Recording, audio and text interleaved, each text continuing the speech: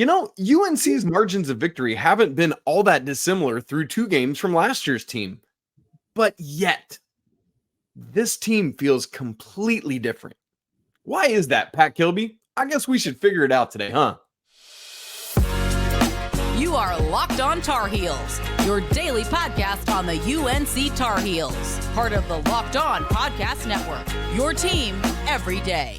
Hey there, what's up? It's Wednesday, November 15th, 2023. Welcome into the Locked On Tar Heels podcast, the only daily North Carolina show out there coming at you 5 days a week. I'm your host, Isaac Schade. Joining me today is our guy coach, Pat Kilby. We want to thank you everydayers for making Locked On Tar Heels your first listen or watch to get your team every single day. If you're new to the show, what's up? Welcome in. We're so glad you're here too.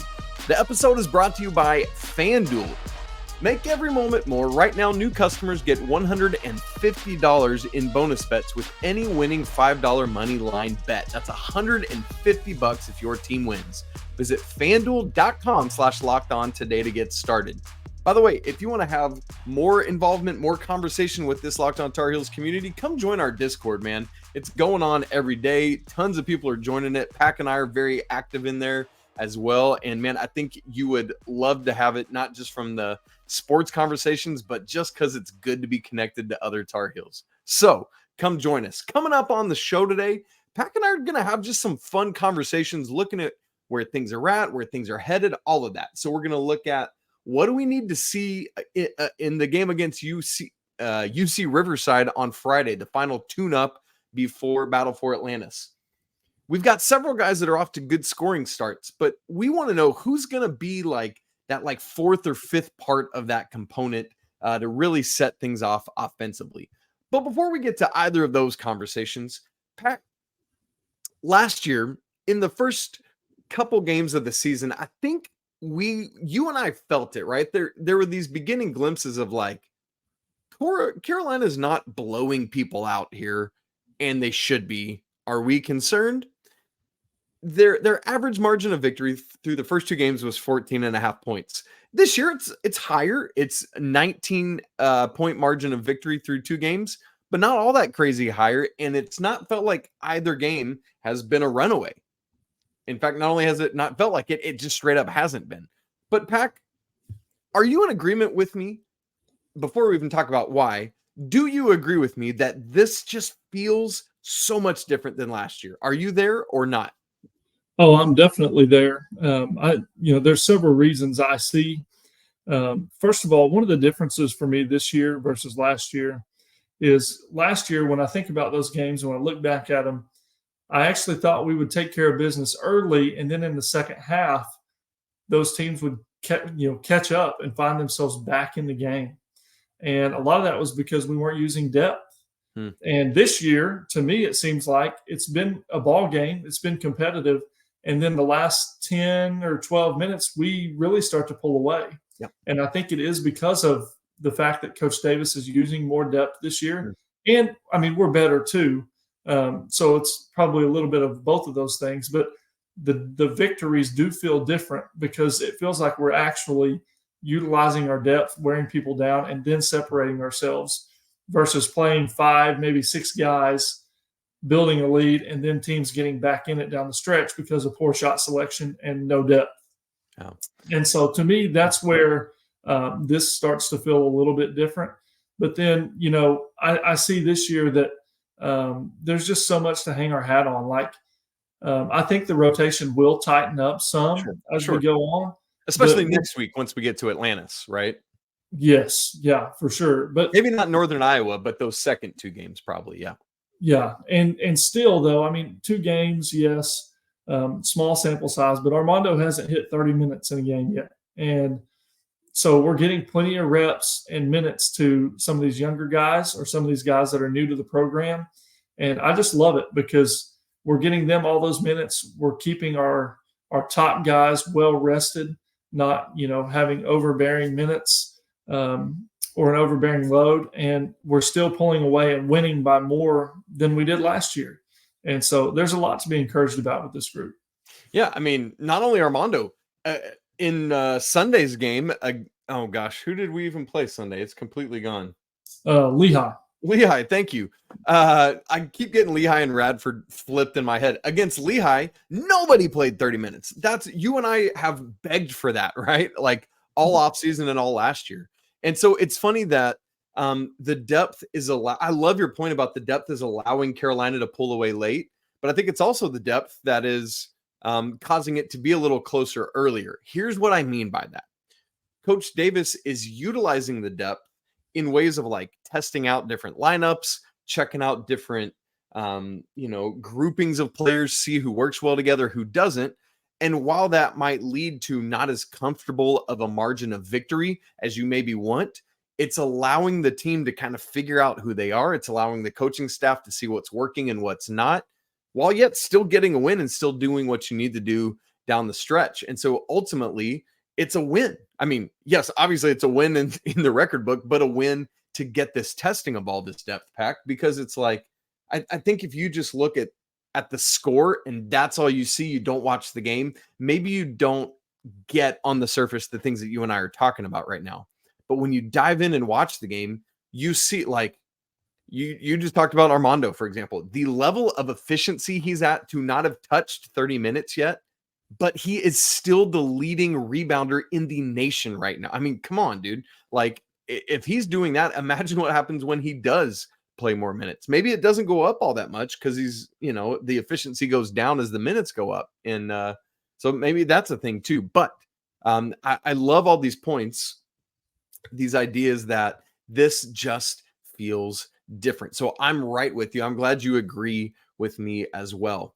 Last week, even you and I talked some about just the connectivity that this team has. And we've heard them talk about that in the chemistry over and over and over again. And I think that plays a role in this whole conversation of why it just kind of feels different. And interestingly, Pac, tell me what you think about this. Like, we're going to talk about the UC-Riverside game in a little bit. I wouldn't be surprised if same kind of thing. It's not this like wildly massive blowout, but maybe a comfortable 20 to 30, in the 20s kind of margin, because Carolina's still testing things out. And as you said, that rotation will eventually shorten. Next week, again, like the second game will either be Texas Tech or Villanova. When you face a Power 5, Power 6 opponent, it's going to be different. And that's when we'll start to see it look different. But I wouldn't be surprised, even in Friday night's game, if we see more of this testing. Agree or no? Oh, I definitely agree. And, to your point, the connectivity and the chemistry, that's another reason why this group feels different to me. Last year felt, for whatever reason, it never felt like, complete. It was just kind of a struggle all the time and a battle for Atlanta. Yeah. It kind of just gave me like a vibes of, is this RJ's team or is this Caleb's team? And it was just never really, or is it Armando's team? It just wasn't really a smooth situation. Mm-hmm. And this year it feels like there is a lot more connectivity. But here's the beauty of it. I don't feel like we've played our best game yet, not even close to it. No, like, no. We're still developing the chemistry. And there's times where I think we could do a better job of finding Cormac Ryan. And that's not happening yet, but it will. And he's going to shoot better than he's shot on Sunday's game, right? Like, we're going to see that. Just be patient with it, folks. Right. There's still not in the same, like, I feel like we said that. Sorry to cut you off. We said that about Pete Nance last year too. But folks, you got to know how different those shots are. Like, just trust it. It's coming. Yes. And there's still kinks in this chemistry, but I don't say that in a bad way. Like last year, there was kinks in the chemistry, but there wasn't really a desire to have it fixed. This group is connected. They just have to get used to playing together and filling each other out in live play with fans in the stands against another school, and that stuff is going to come over time. But that's why these victories feel different to me is, we're still winning by 19 and we're not even close in my mind to what we're going to be. And that's why I'm so encouraged by this group. And that time that you talk about is only going to happen as Carolina plays more games, gets more reps together, and does all of that. So we just got to let it unfold. But here's what I'd like to encourage us all to do, me included. I was thinking about this earlier today, is we get to go on this journey together, right? Like, the players are developing themselves and as a unit in real time. And while we don't get to see that happen in practice, like, just remember what happened against Radford on night one. and then think back to Lehigh on night 2. Look ahead to UC-Riverside, and then battle for Atlantis, and then Tennessee right after that. You're right. Like, we get to go on this ride together, and like, it'll be awesome, Pack. And you and I get to be part of the mouthpiece of that. Like, it's just so fun. So folks, buckle in, enjoy this ride. Everything that Pack just talked about, we get to be witness to it. It'll be awesome. Well, coming up for the next part of the conversation, Pack just talked about how last year's team, was it RJ? Was it Mondo's? Whose was it? We want to figure out, yeah, those guys are going to be right at the top of the heap, but who's going to be a couple guys down the line in terms of scoring? Who's going to add that depth to the scouting report that other teams have to watch? We're going to have that conversation in just a second. Right after I tell you that this episode of Locked On Tar Heels is brought to you by our good friends at eBay Motors. Passion, drive, patience, what brings home the winning play is also what keeps your ride or die alive. eBay Motors has got everything you need to maintain your vehicle and level it up to peak performance. From superchargers to roof racks, exhaust kits to LED headlights, and more. Whether you're into speed, power, style, whatever it is, eBay Motors has got you covered. With over 122 million parts for your number one ride or die, you'll always find exactly what you're looking for. And with eBay Guaranteed Fit, your part is guaranteed to fit your ride every time or your money back. Because with eBay Motors, you're burning rubber, not cash. With all the parts you need at the prices you want, it's easy to turn your car into the MVP and bring home that win. So keep your ride or die alive at ebaymotors.com. Eligible items only, exclusions apply. Guaranteed fit only available to U.S. customers. All right, Pack, here's what we want to explore now. You know, obviously, as expected, Armando and RJ are the leading scorers on this team thus far. Armando averaging 23.5 points a game through 2 games. That probably goes down, but good grief, it's ridiculous. RJ's sitting at 17.5. Harrison Ingram is third at 13. Those are the 3 guys in double-digit scoring right now. Just below them is Cormac Ryan at 9.5. As Pack talked about, we're going to see more of him. I wouldn't be surprised at all to see him get up to double-digit scoring as well. So those 4 guys, Pack, let's set them aside.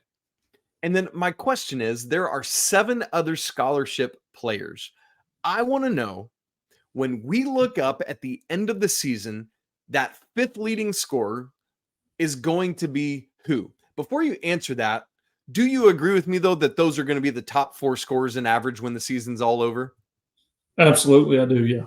Okay, so after that, the other 7 scholarship players, you've got Jalen Washington, Elliot Cadeau, Jalen Withers, Paxson Wojcik, Seth Trimble, Zayden High, and James Okonkwo. Of those 7, who is number 5 in scoring when it's all said and done? Well, let me first start by saying I think, well, it wouldn't really surprise me to see it be a different guy every night or every other night. Like I could see Jay Witt going for a couple nights of being that 5th guy. I could see Cadeau hopping in there. I could see Zayden High or Jalen Washington hopping in there. And so I could see all of them. But I think when it all shakes out, dependent kind of thing. What do you think leads to that?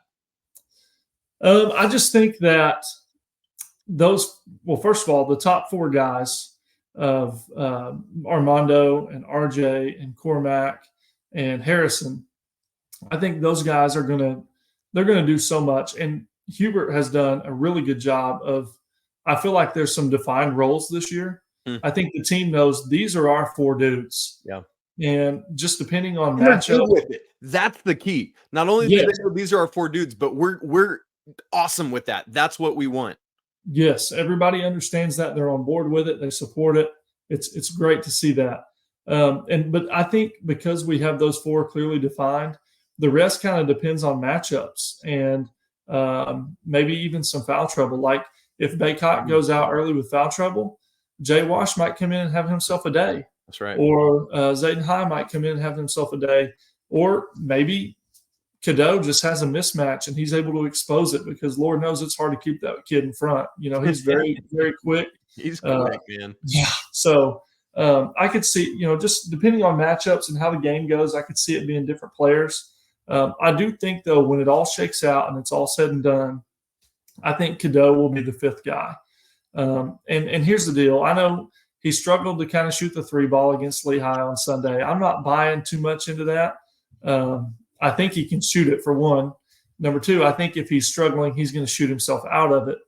And, number three, I think when the speed of the game, when he starts to slow down and start to, adapt to the way the college game is played, he's going to be a nightmare for opponents. And so I see him fitting into that 5th spot, but I could see a couple other guys as well. What do you think? My just in short, Jaylen Withers is my answer to this. I think we've seen a little bit of a slow-ish start for him just because he's been trying to get back healthy. But I think once he's healthy, he's just going to kind of start really stepping up more. Like he is, like you just talked about Elliot's athleticism, for example. There's Jaylen Withers has that in a way, like, all due respect to Dontrez Styles, I think Jaylen Withers is going to be what we wish Dontrez had been. Is that a fair statement for me to make? Yeah, absolutely. Because he has shown a history of being able to hit threes at a consistent rate. He has the size to play some 4. I mean, shoot, Zayden played small ball 5 the other day. Could we see Jay-Witt step into the 5 sometime? So I think because of the multiplicity of what he can do positionally, I think because of his athleticism and shooting, I think because of his size, his frame, all of that to me leads to him being able to do the things that are going to have him scoring. Like the way he attacks the rim, he's somebody like I'm just making a business decision and getting out of the way, have your way with getting into the lane. And so for me, he's going to do enough of that where he will do that. Now, with Elliot, I think it's there too, and I could very well see it. The reason I didn't go with him is I think there's just going to be enough. Yes, he will call his own number, but there's going to be so much facilitation and distribution from him that I think that will pull him down from being that 5th leading scorer. That's just was my assessment of it, but it wouldn't shock me at all if that was the answer to who's the 5th leading scorer. But Jay, so as it stands right now, let me give everybody the numbers on it. Jalen Washington is 5th right now at 6.5. Elliot is 6th at 6 points. Jay Withers is after that at 4. Wojcik at 3.5. Seth at 2, and Zayden High at 1. So my man Jay Witt is a little bit lower than your guy Elliot or Jay Washington. But, man, I just see that number continuing to climb for him as he gets more comfortable and is settled back into full health. So that's my take. Pack, can you see it or no? I can. Yeah, I can see it for sure. I'll tell you one thing I really like about Jay Witt. He is great in the passing lanes.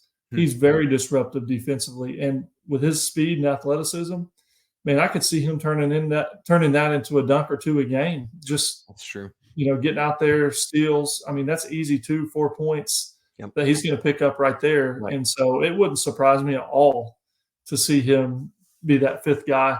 And, somebody we didn't even talk about was Paxson Wojcik. And I could see him doing it just simply because of his pure stroke. Yeah. I mean, he could come in, hit 2 or 3 threes a game and slide into that 5th spot. Yep.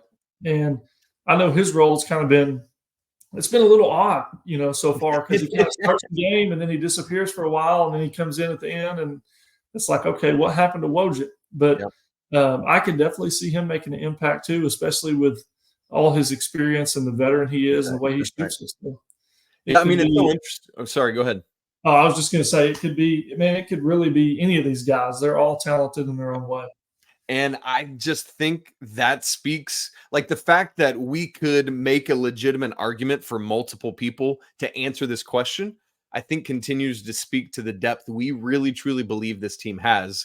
And so while we've each given an answer, I think I didn't even expect this as we were preparing this conversation, but it's a neat way to continue to show the depth that we can't land on an answer where we're like, no, I don't think that's right. Like, the fact that argument is there is a win for Carolina. So we'd love to know who you think would be the 5th leading scorer behind that big 4 combination. Let us know in the comments, find the show on Twitter, or jump into the Discord and let us know in there.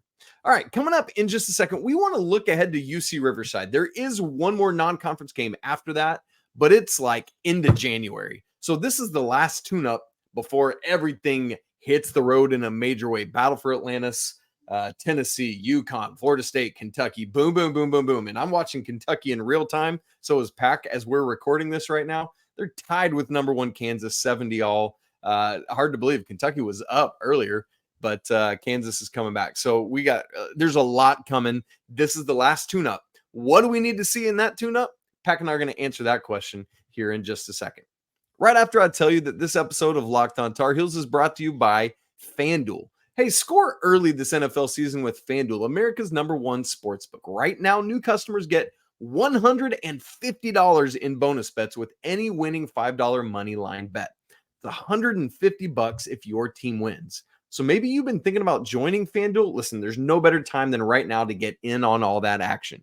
The app is really easy to use, and there's a wide array of betting options for you. Things like spreads, player props, over-unders, and so much more. Here's another example. We were just talking about Battle for Atlantis. The odds of the teams winning that are out. Pack, let me give them to you because there's a funny one at the end. Carolina has the highest odds of winning this at plus 330. Next is Arkansas plus 350. Then Villanova plus 500. Memphis plus 550. They're looking a lot better. Texas Tech and Michigan plus 650. That might be the best odds, Michigan, because they look really good, Pack. I don't know if you've seen them yet, but wow. Yes. Stanford at plus 900. And then Northern Iowa plus 5,000, Pack. So visit FanDuel.com/lockedon and kick off the NFL season now. FanDuel, official partner of the NFL. So, Pack, Friday night, 8 p.m., UC-Riverside is Carolina's final opponent of this first 3-game tune-up for the season. We're going to do a full interview of that on Friday's show, folks, so make sure you're tuned in for that. But here's what I want to talk about right now. Pack, we've seen, as you said, a small sample size, 2 games thus far, but there are some things we're starting to learn about what this team is and is not. You know, last week, you and I talked about what we want to see them keep doing, stop doing, and start doing, things like that. So my question for us to answer, as you know, the last several minutes of today's show is, what are we hoping to see from Carolina? What do we want to see from Carolina in this final tune-up for the big push of the non-conference portion of the schedule? Pack, why don't you start? Give me one. For me, I think the thing I would love to see is a faster start. And not that I don't necessarily mean that in an offensive way, because I think we've started fast offensively both games. But man, I'd love to see us just get out in that same flow offensively, but get stops defensively and just establish ourselves right away. And I know that's a tough thing to do. And you know, credit to Radford and Lehigh. Both those teams were locked in, ready to go, and they hit some stinking tough shots. I was gonna say they both had backcourts that were, legitimately really good. Yeah, they were. And there were times our hand was right here, and they were just still cannon mid-range jumpers on us. So I would love to see us get off to a faster start, string some stops together early, and continue that same offensive flow, and see if we can't put UC-Riverside away early and then maintain that through the course of 40 minutes by playing as full of a game as we can this early in the season. I like it. I've got a couple. I'll go to this one first, though. I would like to see a non-Armando, non-RJ Davis player step up in a major way. Like, I need to see a game of Cormac Ryan going for like 25 or something like that, where he's just unconscious from outside, hits 5 or 6 threes, something like that. Maybe it's Harrison just has a nice matchup at the 4 and just really takes advantage of it, right?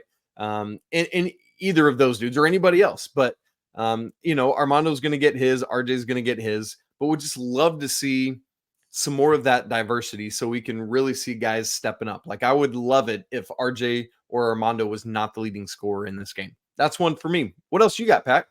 Well, first of all, I echo that completely. And in my mind, the coaching me is thinking, I don't necessarily want to force feed Cormac because you want it to come natural. But, man, if we could get him a good game heading into the Battle for Atlantis and shoot that confidence up for him, that would just be huge for us heading into some of those big matchups we're going to have next week. So I echo that. That would be great. The next thing I would like to have is just, I think if we could, as a team, have a great day from behind the 3-point line. You know, go out there and hit 10 to 12 threes, shoot them at a high clip, 38, 39% as a team. Yeah, that goes back to what I was just talking about. Get our confidence up and that connectivity and that chemistry up as we head into some tougher games. I think that would be really big for us. Man, what's funny is I had that on my list as well. Just a high team 3-point shooting percentage. Carolina started the season 5 for 5, right? Like a great shooting against Radford to start the season, but then I think they only hit 2 more the rest of the way, like 2 of 15 was it the rest of the way in that game? Yeah, because they finished 7 of 20, and then whatever the Lehigh number was, which wasn't great either. And so after that first 5, it's not been a great 3-point shooting performance from Carolina. So let's see it. And as you just said, from multiple dudes, I love that.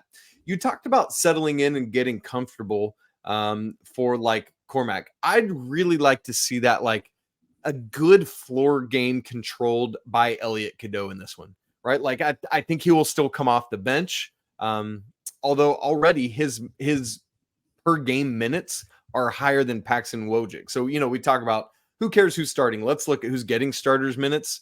Elliot is the 5th most points or 5th most minutes on the team thus far. But I'd just like to see him really take a deep breath, start settling into a groove and just deliver a good floor general type game. Pack, you got any others? Or what comments on that one? No, well, I agree. I mean, I would love that. And I kind of feel the same way about Zayden. Like, he's just kind of he's played well in his time out there, just hasn't quite gotten things to go. Like he had a couple buckets around the rim that just kind of danced on the rim and then fell out. Gosh. And he still hasn't, he has points, but he still hasn't scored an actual field goal yet. Yes. Yeah. So if we could kind of get him going too, that would be really good. Yeah. But for me, man, I'd just like to see us come out and just play kind of a full 40 minutes. And like I said, establish ourselves early. Let's spread the ball around. Let's shoot it well. Let's get our confidence going. Let's get everybody in, keep everybody under 30 minutes, and just go into next week, the battle for Atlantis. Go in, with a lot of confidence, a lot of connectivity, a lot of chemistry, ready to play, because that's going to take some of our best ball to win that tournament. Or even compete in that tournament. That field is loaded with good teams. And so we're going to have to bring it. And I know you and I, like you were reading the odds earlier, they were what, 5,000 plus 5,000 for Northern Iowa. Yeah. Yeah. And so, I mean, if you look at that, you're going, oh, well, Carolina's going to win that easy. That's not going to be easy. They beat us a few years ago. Like it was Marcus Page's senior year. Yeah. Yeah. So, I mean, they're going to bring it. And as we all know, Carolina takes everybody's best shot. So I would love to go into that tournament with some connectivity, some chemistry, and feeling good about the way we're playing as a team. Okay. Speaking of which, I know Carolina's assist percentage was down in the Lehigh game, but I thought they still shared the ball well. It's just guys were getting fouled or maybe just not quite finishing tough shots. And so I expect that to be back up, but just keep watching for that passing connectivity to be in place against UC-Riverside on Friday night. As we said, we'll have our full preview for that game, the Four Corners preview, and other stuff with that on Friday, as well as getting ready for Clemson, a massive football game coming up on Friday. Can't wait for that. And then on tomorrow's show, Coach Rob will be with us as always as well. Pat, great to be together. Excited for you as you get close to your own basketball season. Best of luck to Carl Albert this season. Can't wait to keep tabs on that. You'll have to keep us up to date with what's going on with you guys as the season progresses. Folks, that's it for today's episode of Locked On Tar Heels. Thanks so much for being with us, you everydayers, you visitors. Man, so glad you are here. You can email us, lockedontarheels@gmail.com. You can follow the show on Twitter at LockedOnHeels, or either of us at Isaac Schade and at Coach_K23. Again, if you want more in-depth and ongoing conversation, come be part of the Discord, man. The link is in the show notes. It's awesome. Subscribe on video and audio formats. If you're watching, smash the like button so we know you're here. And as we said earlier, we'd love to hear your comments on today's show and these topics we've been discussing. Hey, it's always a great day to be a Tar Heel. Be right back with you tomorrow. But until then, peace.